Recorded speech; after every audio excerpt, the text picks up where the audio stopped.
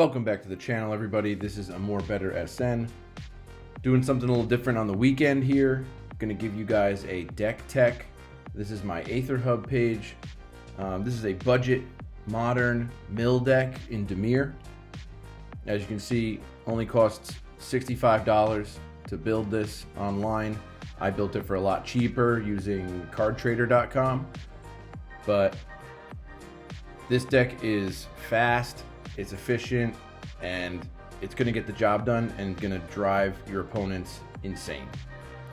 So let's get into the deck and go over the strategy. So here's the 60 cards.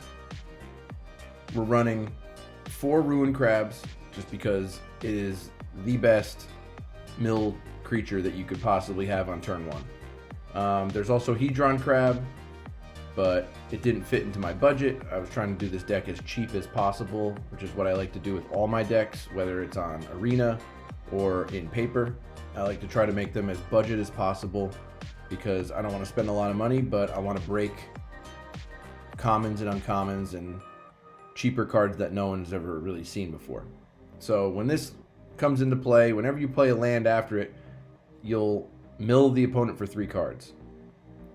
So with that strategy, in the mana base, we have 8 fetch lands from New Capenna. Now these are both great because they're going to be able to fetch an island or a swamp, and at the same time you're going to be gaining a life every time you sacrifice one of these. So that's 8 life right there, which just gives you a little bit more survivability against creature-based aggro decks. Maybe something like a green Stompy or something like that that's going to hit hard and hit quick. This will kind of give you a little bit more survivability while also milling them. Because in this deck, we have 8 creatures. But, as you can see by this one, none of them have any power. So we are not caring about life total at all. We are just going after the deck. And with the rest of the cards in this deck that I explained, you'll see how quickly we can mill them out. So this is Merfolk's Secret Keeper, another turn 1 play where you can play the adventure side of the card and you can put the top 4 cards of their library into their graveyard. Great mill spell, 1 mana, 4 cards, and then on the next turn you can play it for the creature side and have a nice 0/4 blocker on turn 2, which will stop most early threats. Moving on to some interaction. The only interaction in the deck really is Fading Hope. You're going to constantly start bouncing these creatures that they keep playing back to their hand. It's a nice tempo play for us because we don't have a lot of threats. We don't have any removal. So this is going to be our quote unquote removal. Bringing the card back to their hand, being able to scry if it's 3 or less, which early on in the game it usually is, but we can get those big threats back in their hand so that they have to replay them. Summoning Sickness, it gives us an extra couple turns to get our strategy done and win the game. After that, we have Thought Scour. 1 mana, pretty much like Consider, but you don't get to look at the top card of your library, you just get to draw a card, but they have to put the top 2 cards of their library in their graveyard. So it's a nice draw spell while also milling them out. Almost every single card in this deck has some kind of mill attached to it other than Fading Hope, just because we needed the interaction. So every card in the deck will mill them. There's no wasted cards in this deck doing other things. And every single card in our deck is blue, which brings us to the next card that I want to talk about, which is Drowned Secrets, another early play. Whenever you cast a blue spell, target player puts top 2 cards of their library in their graveyard. So you even just get 1 of these on the field. I've had 1 of these on the field and it's done work. You're playing a lot of 1 mana spells that mill them, and then it's like adding a +2 bonus to the mill on top of whatever spell you just played. So that Thought Scour draws you a card and mills them 4 for 1 mana, which is insane value. And then even the Fading Hope, you're bouncing something back to their hand and you're making a mill. You're playing a creature, you're making a mill. That's the theme of this deck, and it definitely works. Now, onto the big mill cards. Now, these are going to be the cards that really start doing a lot of work with milling everything in their hand or in their deck. We got Glimpse the Unthinkable, which is why we have the 2 swamps and the 1 dual land. For 2 mana, you can mill 10 cards. That is insane. 2 mana, and you've already gotten rid of a 1/6 of their deck in their graveyard if they're playing 60 card for just 2 mana. I had to splash in the black just for this because this card, the value of it, you can't really get much better for 2 mana. Next card is Tasha's Hideous Laughter from the Dungeons and Dragons set. Now, this card is not putting the cards in their graveyard, which I'll talk about later, but it is exiling them, which also has a huge advantage to it because there are a lot of graveyard decks, and this kind of gives some graveyard hate, because otherwise a graveyard deck that we're playing against with this deck, you're playing right into their strategy and almost helping them out by throwing things in their graveyard. So any Reanimator deck or stuff that does graveyard shenanigans, this card's great for it because you're gonna exile those cards with a total mana value of 20 or more. So if you're playing a low to the ground aggro deck or a burn deck or anything like that, this is gonna mill so many cards. I've played this and it's milled 25 plus cards in one turn for 3 mana, just because they were playing a very low to the ground elf deck. Everything costs 1 or 2 mana. And there's some lands mixed in there, so those go for free because their mana value is 0, and it's just a great card. Next is our only planeswalker in the deck. It's Ashiok Dreamrender for 3 mana, and you can use blue or black. Its -1 ability, which you can do 5 times, is mill 4 cards and then exile the graveyard. So for 3 mana, you get to mill 20 cards over 5 turns, which is great. Great value. And at the same time, they can't search their library. So all the tutor effects in Modern are obsolete when this guy's out on the field, which another way of disrupting our opponent's win conditions. All right, next up, we have Fractured Sanity. So this is another 3 mana spell that has 2 abilities on it, which add some flexibility to our deck. You can mill 14 cards for 3 mana, which again, fantastic. That's a huge chunk of their deck in their graveyard. But if we're at a point where we really need a Fading Hope, or we really need something to handle something on the battlefield, we could cycle this card and draw a card and hopefully draw into what we need.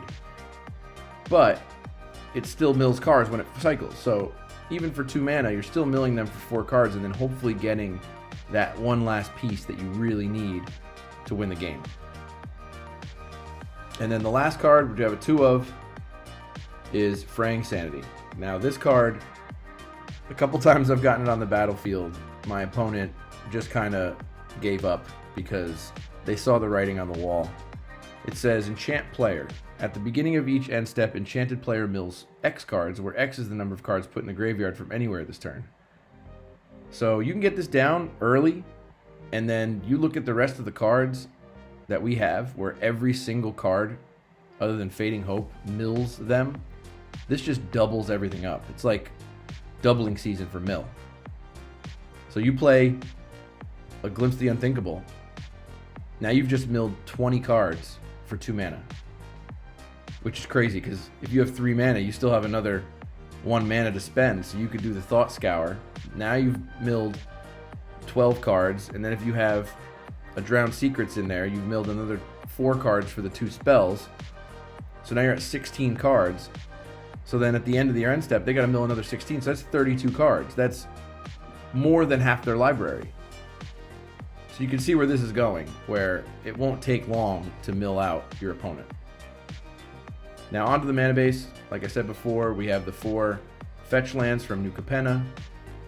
we have 7 islands, 2 swamps, 1 restless reef because it also plays into our strategy here.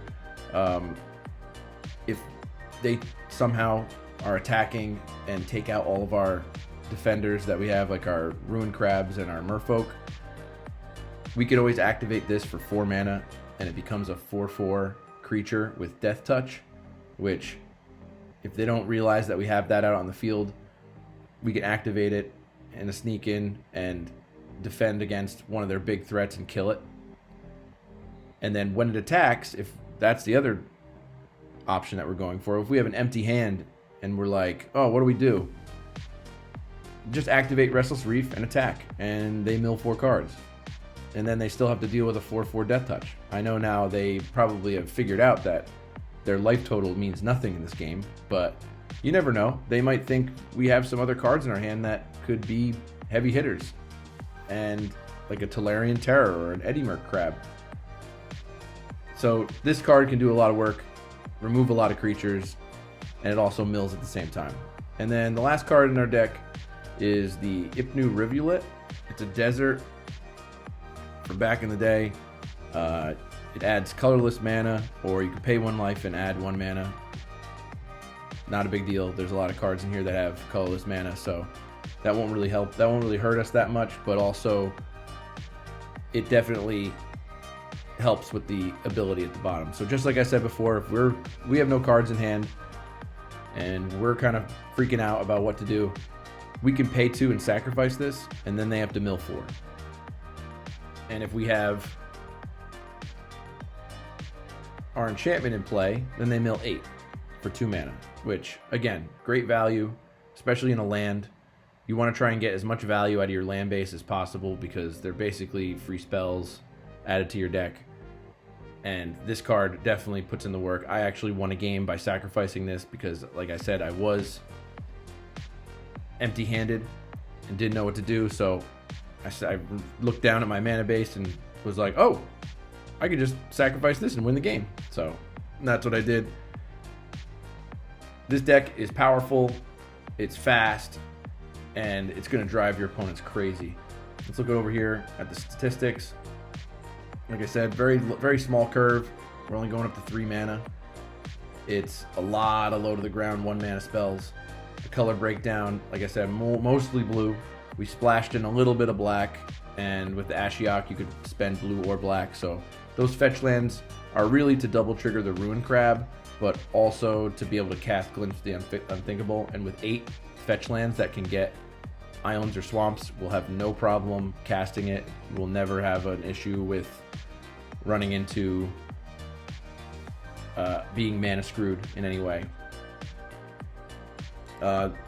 Average mana cost 1.95. Again, I said low to the ground. That's why we only play in 22 lands. We could even maybe cut that down a little bit. I just don't know what I would add to replace a couple of the lands if we took them out. If you have any suggestions of ways to make this deck better, like, comment, subscribe, do all the algorithm things. Let me know in the comments what you think of this deck, if you're going to go try this out. And go check out my Aether Hub link, which will be down below. You can check out all my decks down there. I will be doing multiple deck techs over the weekends, so that way we can get some variety on the channel. If you like these videos, let me know. If you don't like these videos and you want to just see gameplay videos, let me know. But I'm just trying to grow this channel and see what the community really likes. And thanks for watching.